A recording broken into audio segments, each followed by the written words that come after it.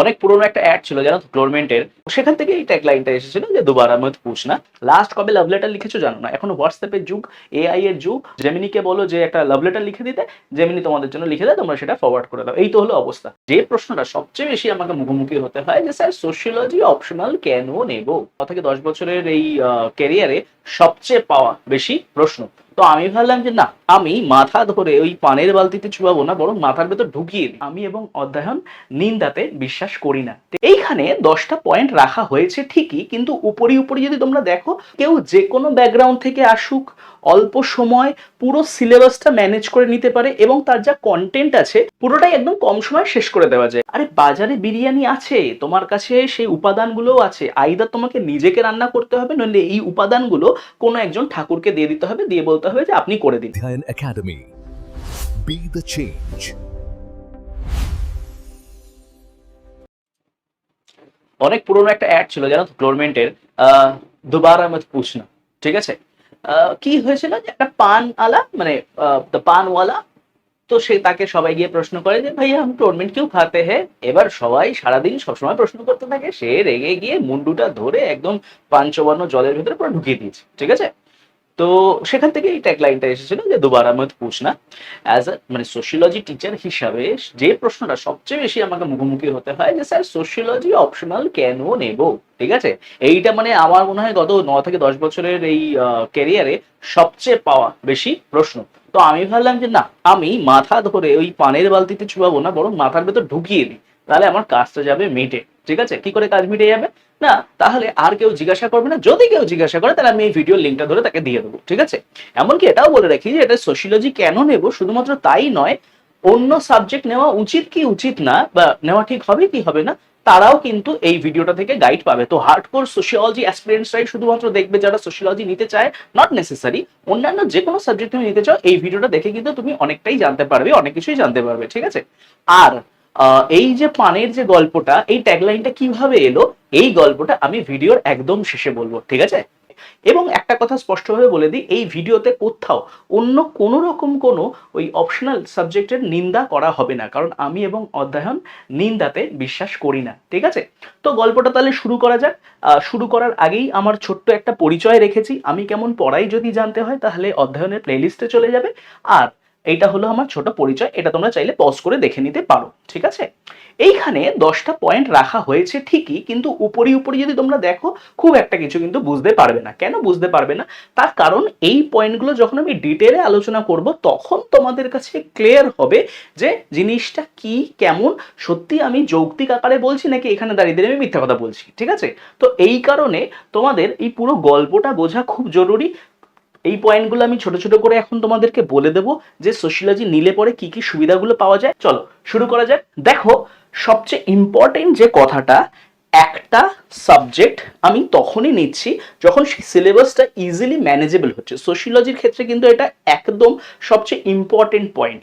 এর যে সিলেবাসটা, এটা সত্যি ইজিলি ম্যানেজেবল, খুব কম সময় এটা পুরোটা কভার করা যায়, এবং সিলেবাসটা এতটাই কম্প্যাক্ট এবং ওভারল্যাপিং যে আলাদা করে তোমাকে আমি এখন পেপার 1 পড়ছি, আমি এখন পেপার 2 পড়ছি, এরকম নয়। পেপার 1টা তুমি যখন পড়ছো, তাতে পেপার 2 এরও অনেক টপিক কভার হয়ে যাচ্ছে, আবার যখন তুমি পেপার 2 পড়ছো, পেপার 1 এরও অনেক টপিক কভার হয়ে যাচ্ছে। তাই কেউ যে কোনো ব্যাকগ্রাউন্ড থেকে আসুক, অল্প সময় পুরো সিলেবাসটা ম্যানেজ করে নিতে পারে এবং তার যা কন্টেন্ট আছে পুরোটাই একদম কম সময় শেষ করে দেওয়া যায়। এবং আমি এটাও বলতে পারি যে কেউ যদি ধরো নিজের গ্র্যাজুয়েশনের সাবজেক্ট সিলেক্ট করে, তাও সেখানে তার বেশি সময় লাগবে সোশিওলজির তুলনায়, এইটুকু কথা আমি বলে দিতে পারি। তার কারণ সোশিওলজিতে দেখা গেছে যে অন্যান্য সাবজেক্টে গ্র্যাজুয়েশন করে এসেছে তারা, টেকনিক্যাল ব্যাকগ্রাউন্ড, আর্টস, কমার্স, যে কোনো শাখা থেকে এসেছে, এসে সোশিওলজি তারা খুব অল্প সময়ে তুলে নিয়েছে। তাহলে এই ইজিলি ম্যানেজেবল সিলেবাসটা কিন্তু সোশিওলজির সবচেয়ে ইম্পর্টেন্ট একটা পয়েন্ট। এবার যত আমি এগোবো, তত এই বিষয়ে যে প্রমাণ তোমাদের কাছে ক্লিয়ার হয়ে যাবে। ঠিক আছে, সিলেবাস ছোট থাকলে যে সুবিধাটা হয় সেটা হচ্ছে যে টাইম। আমি স্যার ব্যস্ত থাকি, আমি স্যার চাকরি করি, আমার পক্ষে স্যার সময় দেওয়া সম্ভব হয় না। সবচেয়ে ভালো অপশনাল তাদের জন্য কিন্তু সোশিওলজি। কেন? তার কারণ যেহেতু সিলেবাস ছোট, তাই খুবই কম সময়ের মধ্যে তুমি শেষ করছো এবং জিএস পেপারগুলোতেও তুমি সঠিক সময় দিতে পারছো যতটা জিএস পেপারগুলোতে দিতে হয়। তাহলে কেউ ওয়ার্কিং প্রফেশনালস, কেউ কারোর জিএসটা অতটা রেডি নেই, কেউ খাবি খাচ্ছ অন্য একটা সাবজেক্ট নিয়ে, যে সাবজেক্টটা হচ্ছে সিলেবাসটা তুমি শেষ করতে পারছো না, এমন যে কারোর জন্য সোশিওলজিটা হচ্ছে বেস্ট। তার কারণ অন্যান্য সাবজেক্ট প্রিপেয়ার করতে যতটা সময় লাগে, সোশিওলজি তার থেকে অনেক অনেক অনেক কম সময় লাগে। ঠিক আছে, এটা আমি বলছি তোমাদের। ওই যে বললাম যে প্রমাণ যত এগোবে আমি তার প্রমাণ দিতে দিতে এগোবো। অনেকের এটা অভিযোগ যে সোশিওলজি নাকি ভালো স্টাডি ম্যাটেরিয়াল বাজারে নেই। আমি বলবো একদম ভুল কথা। কি বাংলা কি ইংলিশ, সোশিওলজির বাজারে বেশ ভালো অথারের ভালো ভালো বই আছে। সমস্যা কি জানো তো? ধরো তুমি রান্না জানো না, তোমাকে আমি রান্নার মানে বিরিয়ানির অনেক সমস্ত ইনগ্রেডিয়েন্টস দিয়ে দিলাম, এদিকে তুমি রান্না জানো না, তুমি বলবে যে ধুস একটা ভালো বিরিয়ানি নেই। আরে বাজারে বিরিয়ানি আছে, তোমার কাছে সেই উপাদানগুলোও আছে, আইদার তোমাকে নিজেকে রান্না করতে হবে, নইলে এই উপাদানগুলো কোনো একজন ঠাকুরকে দিয়ে দিতে হবে, দিয়ে বলতে হবে যে আপনি করে দিন। তো তোমরা যেটা করো যে নিজেরাই বিরিয়ানির সামগ্রীগুলো কিনে নাও, কিনে তারপর বিরিয়ানিটা রান্না করতে পারো না, আর তারপর বলো যে এই সাবজেক্টটা ভালো না, এই সাবজেক্টটা ভালো না, বা এই সাবজেক্টের ঠিকঠাক মতো ম্যাটেরিয়াল বাজারে নেই। আছে, কোথা থেকে কতটা কি কি পড়তে হবে এটুকু শুধু তোমাদের জানা নেই। তাই আবারও আমি দাবি করে বলছি, সোশিওলজি স্টাডি ম্যাটেরিয়াল বাজারে বাংলা এবং ইংলিশে যা যা অ্যাভেলেবেল রয়েছে তা কিন্তু যথেষ্ট, যেটা কিন্তু অন্যান্য সাবজেক্টে সাধারণত পাওয়া যায় না। ঠিক আছে, যে সোশিওলজির অ্যাভেলেবেল ম্যাটেরিয়াল, ওই যে আবারও বললাম যে তুমি রান্না করার ম্যাটেরিয়াল নিয়ে বসে আছো কিন্তু কিভাবে রান্না করতে হয় জানো না বলে কতটা নুন দেবে হলুদ দেবে সেই কারণে তোমার রান্নায় হয়তো স্বাদ আসে না। সোশিওলজির ক্ষেত্রে গল্পটা ঠিক তাই, ম্যাটেরিয়াল আছে কিন্তু তুমি জানো না। ওকে, আমি যদি তোমাদেরকে সঠিকভাবে গাইড করতে পারি যে কোন ম্যাটেরিয়াল থেকে কি কিভাবে পড়তে হবে, বা ধরো আমাদের অধ্যয়নের নিজস্ব ম্যাটেরিয়াল রয়েছে, তাহলে কিন্তু তোমাদের কাছে বিষয়টা আরো সোজা হয়ে যাবে। হাই স্কোরিং পোটেনশিয়াল, এই পয়েন্টটা আমি তোমাদেরকে দুটো দিক থেকে ভাবতে সাহায্য করব। এক হচ্ছে যে WBCS এ অপশনাল সোশিওলজি নিয়ে প্রত্যেক বছর কতজন অ্যাসপিরেন্ট পরীক্ষা দিচ্ছে, পার্সোনালিটি টেস্টে কল পাচ্ছে এবং র্যাঙ্ক পাচ্ছে, এই সংখ্যাটা দিন দিন বৃদ্ধি পাচ্ছে। এটা একটা দিক। আরেকটা দিক হচ্ছে যে আমার কাছে কতজন WBCS অপশনাল সোশিওলজি পড়ে পিটি কল পেয়েছে এবং র্যাঙ্ক পেয়েছে। প্রথমটা নিয়ে একটু বলি। দেখো, একটা জিনিস স্পষ্টভাবে বোঝো, সেটা হচ্ছে যে কোনো একটা পপুলার সাবজেক্ট, যেই সাবজেক্টে হয়তো 1,500 জন অ্যাপিয়ার করেছে, সেই 1,500 জন পরীক্ষায় অ্যাপিয়ার করার পর সেখান থেকে কতজন পিটি কল পেলো আর কতজন সেখান থেকে র্যাঙ্ক পেলো, এইটা একদিকে রাখো। আর আরেক দিকে রাখো যে সোশিওলজি নিয়ে কতজন পরীক্ষা দিতে গেছে, সোশিওলজি নিয়ে হার্ডলি 100 জন হয়তো অ্যাপিয়ার করে, হল অবধি পৌঁছায়, পরীক্ষাটা ভালো করে হয়তো দেয়, তার মধ্যে কতজন পিটি কল পেলো এবং তার মধ্যে কতজন র্যাঙ্ক পেলো। এই দুটো সংখ্যা যখন তুমি পাশাপাশি রাখবে, যে একদিকে 1,500 জন অ্যাপিয়ার করা সাবজেক্ট, সেখান থেকে পিটি কল এবং সেখান থেকে ক্লিয়ার, আরেকদিকে হচ্ছে 100 জন অ্যাপিয়ার করা একটা সাবজেক্ট, সেখান থেকে পিটি কল এবং সেখান থেকে কতজন ক্লিয়ার করলো, তাহলেই তোমার এই সংখ্যাটা বুঝতে সুবিধা হবে যে প্রত্যেক বছর সোশিওলজি নিয়ে যে বা যারা পরীক্ষা দিতে যাচ্ছে তার মধ্যে পিটি কল এবং ক্লিয়ার করার যে সংখ্যা সেটা দিনে দিনে বৃদ্ধি পাচ্ছে। এটা গেল হচ্ছে একটা দিক। এবার আরেকটা দিক হচ্ছে যে আমার কাছে কে বা কারা WBCS অপশনাল সোশিওলজি পড়ে পিটি কল পেয়েছে বা র্যাঙ্ক পেয়েছে। 2022 সালে যখন প্রীতম র্যাঙ্ক করলো তখন কিন্তু সিনারিওটা অনেকটাই বদলে গেল। আমি সরাসরি তাদের যে ফিডব্যাক ফর্ম, সেখান থেকে তাদের ফিডব্যাক তুলে এখানে রেখে দিয়েছি, তোমরা বাকিটা পড়ে নাও, বুঝে নাও।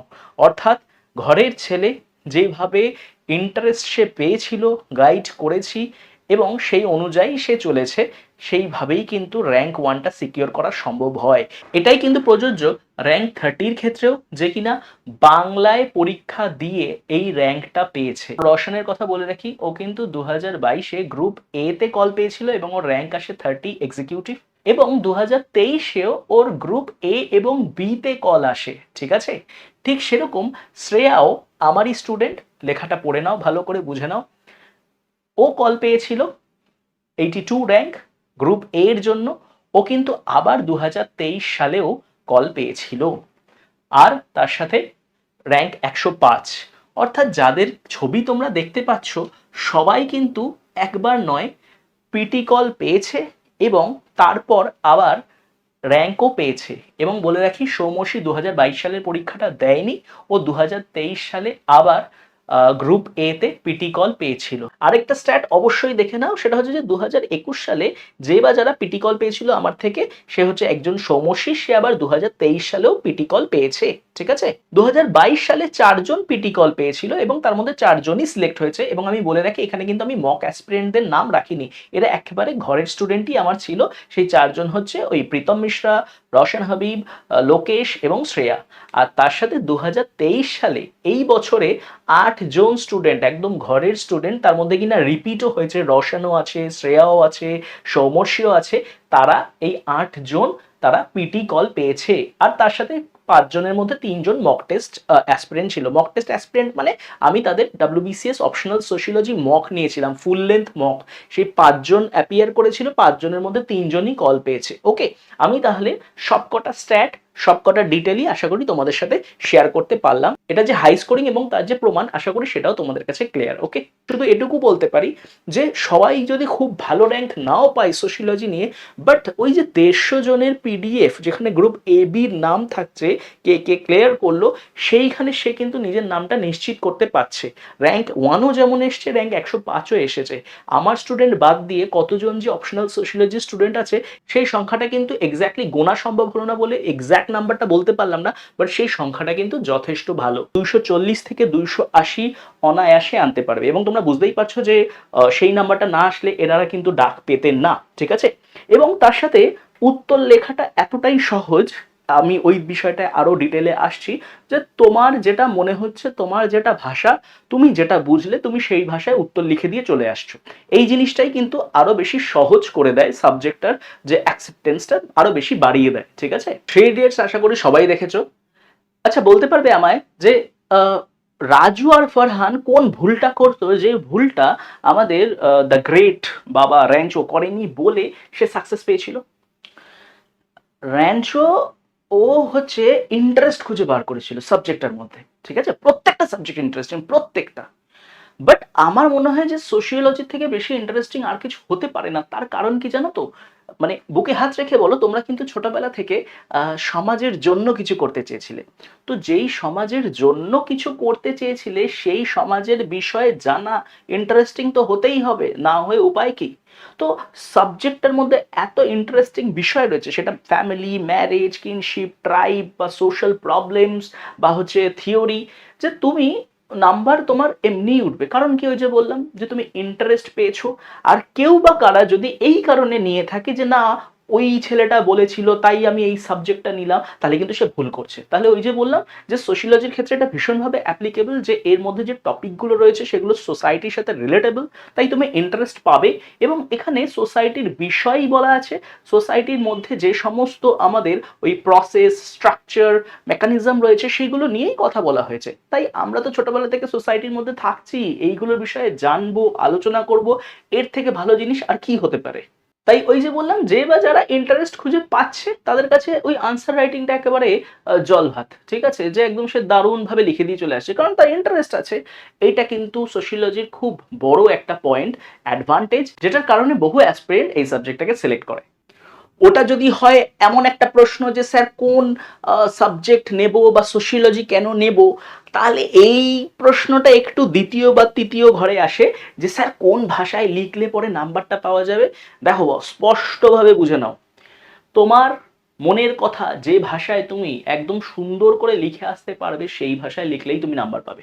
সোশিওলজির ক্ষেত্রে ইংলিশে লিখলেই বেশি নাম্বার পাওয়া যায়, বাংলায় লিখলে নাম্বার পাওয়া যায় না, এই সব মিথ, বাজে কথা, যেটা কিনা রওশন অলরেডি ভেঙে দিয়েছে। র্যাঙ্ক 30 এসছে সোশিওলজি বাংলায় লিখে। ঠিক আছে, ও দ্বিতীয়বার আবার ডাক পেয়েছিল এবং গ্রুপ এ বির ডাক পেয়েছিল 2023-এ। তাহলে বুঝতেই পারছো যে ভাষা কোনো রকম কোনো ব্যারিয়ারই নয়, তোমাকে শুধু তোমার মনের কথাটা লিখে আসতে হবে। এবার তোমাদের সমস্যাটা কি হয়, তোমরা নিজেদের মনের কথা লিখতেই জানো না। লাস্ট কবে লাভ লেটার লিখেছো জানো না, এখন হোয়াটসঅ্যাপের যুগ, AI এর যুগ। জেমিনিকে বলো যে একটা লাভ লেটার লিখে দিতে, জেমিনি তোমাদের জন্য লিখে দেয়, তোমরা সেটা ফরওয়ার্ড করে দাও। এই তো হলো অবস্থা। মনের কথা যে বা যারা লিখতে পারে, যারা বাংলা ইংলিশে ভালো, তাদের জন্যই এই সাবজেক্টটা, যে সে মনের কথা লিখতে পারে। তাই সোশিওলজি সে বুঝে যাচ্ছে, নিজের ভাষায় লিখে দিয়ে চলে আসছে, নাম্বার পাচ্ছে, সিম্পল। ওকে, তাই তুমি বাংলা ইংলিশ যে কোনো মাধ্যমে লিখে দিয়ে আসো, দ্যাট ডাজন্ট ম্যাটার। যেটা একমাত্র ম্যাটার করে সেটা হলো হচ্ছে যে তোমার কনসেপ্টটা। কনসেপ্ট যদি সঠিকভাবে তুমি বুঝে গিয়ে থাকো তাহলে তুমি যে কোনো ভাষায় গিয়ে লিখে আসো। এটাই হলো সোশিওলজির মূল ফান্ডা। আশা করি এই জায়গাটাও তোমাদের কাছে ক্লিয়ার হয়ে গেল। ওকে, এবার আমি তোমাদেরকে একটা কথা বলি, সেটা হচ্ছে যে ভালো মানুষ হতে না ট্যাক্স লাগে না। আবার সোশিওলজি পড়লেই যে ভালো মানুষ হওয়া যায় তেমনটাও আমি বলছি না। আমার বক্তব্য হচ্ছে যে তোমরা একদিন সোশিওলজি পড়ে যদি জানতে বা বুঝতে পারো যে আমাদেরকে সমাজ সৃষ্টি করেনি, আমাদেরকে সৃষ্টি করেছে স্বয়ং ঈশ্বর, এবং ঈশ্বর যখন সৃষ্টি করেছে তখন আমরা ভালো মানুষ হবই, আমরা ভালো মানুষ হতে বাধ্য। সমাজ যদি আমাদের তৈরি করতো তাহলে আমরা খারাপ মানুষ হতাম। আমাদের ঈশ্বর সৃষ্টি করেছে সেই কারণে আমরা ভালো মানুষ। এই যে গভীরতাটা, ফিলোসফিটা, যদিও সোশিওলজির মধ্যে ফিলোসফি নেই, এই যে ফিলোসফিটা, সূক্ষ্ম ফিলোসফি, এইটা কিন্তু তোমাদেরকে সোশিওলজি দেবে। তার কারণ তোমরা সমাজের এমন এমন দিক নিয়ে আলোচনা করবে, সমাজের এত গভীর বিষয়গুলো নিয়ে এত সামনে থেকে পর্যালোচনা করবে যে তোমরা না চাইতেও একটা ভালো মানুষ হয়ে উঠবে। আর যদিও ভালো মানুষের কোনো সংজ্ঞা হয় না, তবু এটুকুই বলবো, ভালো মানুষ মানে আমি যা বুঝি যে অন্যের নিন্দা করবে না, নিজের ওপর কাজ করবে এবং সমাজের সাথে সমাজের জন্য কাজ করবে।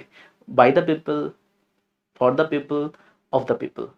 সাবজেক্টটা তোমার মধ্যে এমপ্যাথি, তোমার মধ্যে লজিক, তোমার মধ্যে ওই যে ভাবার যে ক্ষমতাটা সেইটা বাড়ায়, গভীরতা বাড়ায়, তোমার মধ্যে একটা ম্যাচুরিটি আনে যেটা তোমার আগে ছিল না।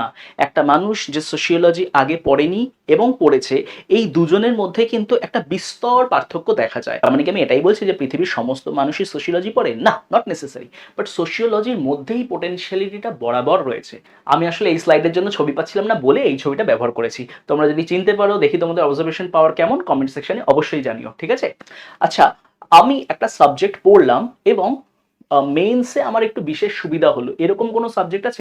WBCS এর যে ডেসক্রিপটিভ পেপার আছে বেঙ্গলি অ্যান্ড ইংলিশ, যেখান থেকে প্রায় সামাজিক বিষয় নিয়ে প্রশ্ন আসে, এই ওল্ড এজ নিয়ে প্রশ্ন আসছে, এই উইমেন নিয়ে প্রশ্ন আসছে, চাইল্ড নিয়ে প্রশ্ন আসছে, ইকোলজি নিয়ে প্রশ্ন আসছে, সেইখানে এই সোশিওলজির নলেজ, কন্টেন্ট, স্টাডি ম্যাটেরিয়াল তোমাদেরকে বিশেষভাবে হেল্প করবে। ওকে, তাহলে এইটা তো গেল তোমাদের ওই মেনের গল্প। ইন্টারভিউতে, ইন্টারভিউ বোর্ডে তুমি যখন বসছো তোমার কনফিডেন্স লেভেলই থাকে আলাদা। তার কারণ তুমি সোসাইটির বিষয়ে অনেকটা বেশি জানো যেটা আর কেউ জানে না।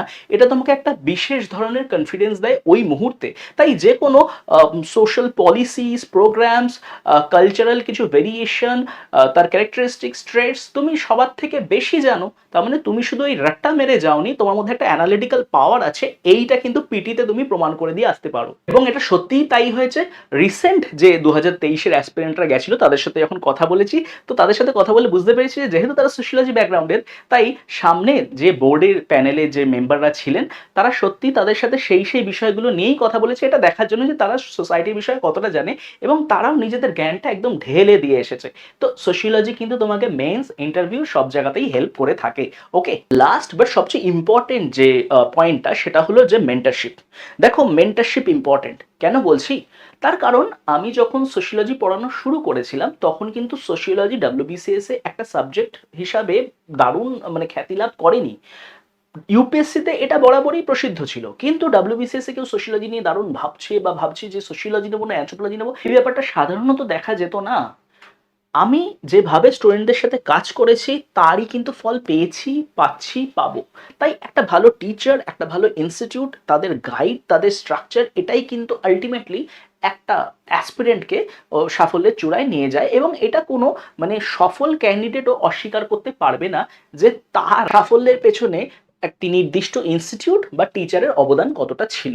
তোমরা এটা ভালো করে জানো যে অধ্যয়ন কোনো রকম ওই মানি মেকিং ইনস্টিটিউট না, যে যেখানে তোমার কোর্স শেষ হয়ে গেল মানে টাটা বাই বাই যাও ছুটি। আমরা সাধারণত স্টুডেন্টদের সাথেই সব সময় কাজ করি, হ্যান্ড হোল্ডিং প্রসেস থাকে।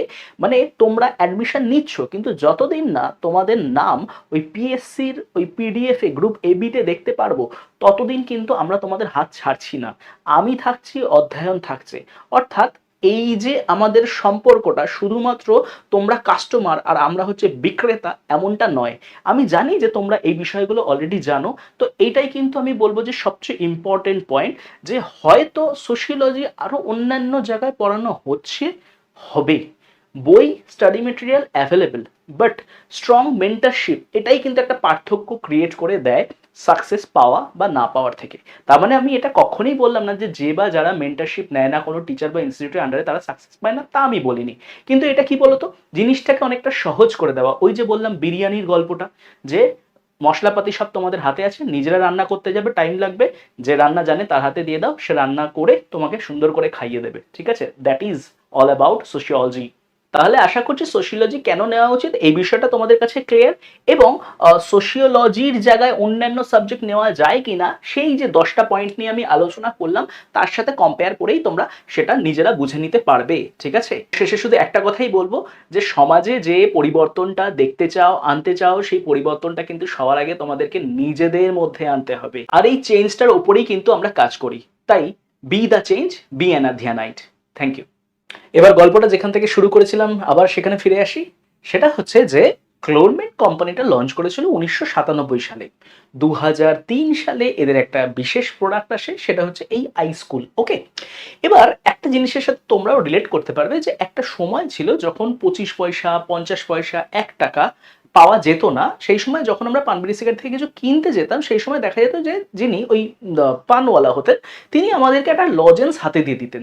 তার মানে ভাবো, তার উপর একটা কোম্পানি সেটা ডিপেন্ড করতে পারে। অর্থাৎ তিনি যদি তার দোকানে 50টা কাস্টমার আসে এবং 50 জনের কাছে যদি খুচরো না থাকে, তাহলে তিনি তাদের হাতে 50টা সেম ক্যান্ডি হাতে ধরিয়ে দিতে পারে। আর একদিন যদি 50টা কাস্টমারকে এরকম টাকার বদলে ক্যান্ডি দেওয়া হয়, তাহলে তো একটা বয়েম প্রায় শেষ। তাহলে গল্পটা এটাই দাঁড়াচ্ছে যে চলো, টাকা দেওয়ার দরকার নেই, এদেরকে প্রত্যেকের হাতে ক্লোরমেন্ট ধরিয়ে দাও। এটা তো গেল একটা দিক। আরেকটা দিক ছিল হচ্ছে যে স্মোক করার পরেই ওই ব্যাড ব্রেথটা নষ্ট করার জন্য একটা কিছু মানুষ খোঁজে, যে স্মোক করার পরেই একটা লজেন্স, যে হ্যাঁ আমার ব্যাড ব্রেথটা নষ্ট হবে। তো তারাও দেখলো যে এই আইস্কুল এটা একটা বিশেষ নতুন প্রোডাক্ট এসছে, এতে মুখটা অনেকটা ঠান্ডা ঠান্ডা হয় আর মুখের যে বাজে গন্ধ সেটা নষ্ট হয়ে যায়। তাহলে দেখো, একই সাথে একটা প্রোডাক্ট দারুণভাবে লঞ্চ হলো, সেটা ওই পানওয়ালার হাত থেকে মানুষের মধ্যে ছড়িয়ে পড়লো। আবার অন্যদিকে যে বা যারা স্মোক করার পর মুখের ব্যাড ব্রিথ নষ্ট করতে চায়, তারাও এই জিনিসটা অ্যাকসেপ্ট করলো। এবার মজার বিষয় হচ্ছে যে কিছু মানুষজন তবু বারবার জিজ্ঞাসা করতো যে হাম লোগ ক্লোরমেন্ট কিউ খাতে, মানে আমি তোমাকে তো টাকা দিয়েছি, তুমি আমাকে ফেরত খুচরো দেবে, তুমি আমাকে ক্লোরমেন্টটা কেন দিচ্ছ? তো সেটাকেই একটা মজার অ্যাসপেক্টে দেখানো হয়েছে, যে তার মাথাটা ধরে জলের মধ্যে পুড়ে দেওয়া হলো, দুবারা মত পুছনা, একটা হিউমার। ঠিক আছে, এবং এই হিউমারটা এতটাই পপুলার হয়েছিল যে যখন হচ্ছে ওই জিদানের কেসটা হলো ওই ওয়ার্ল্ড কাপের সময়, তখন একটা মিমস বেরিয়ে গেছিল এই কেন্দ্রিক, যে দুবারা মত পুছনা। ওকে, এই যে একটা প্রোডাক্ট লঞ্চের পেছনে এই গল্পটা বললাম, তার মানে কোন প্রোডাক্ট কখন কি ট্যাগলাইনে লঞ্চ হবে, কাদের মধ্যে লঞ্চ হবে, কারা খাবে, কারা হচ্ছে আমার টার্গেট অডিয়েন্স, এই সবটাই কিন্তু মার্কেট সার্ভের মাধ্যমে ঠিক হয়। আর এই মার্কেট সার্ভেও সোশিওলজির মধ্যেই পড়ে। তাহলে শুধুমাত্র পলিসি মেকার, এক্সিকিউটিভ এরাই নয়, যত যে এই অ্যাড রান হচ্ছে, ট্যাগলাইন বগেরা, মানে সিনেমা, সব জায়গাতেই কিন্তু সোশিওলজিক্যাল পার্সপেক্টিভ অবশ্যই থাকে। ওকে, চলো আজকের গল্প এখানেই শেষ। দেখা হচ্ছে তোমাদের সাথে অন্য ভিডিওতে।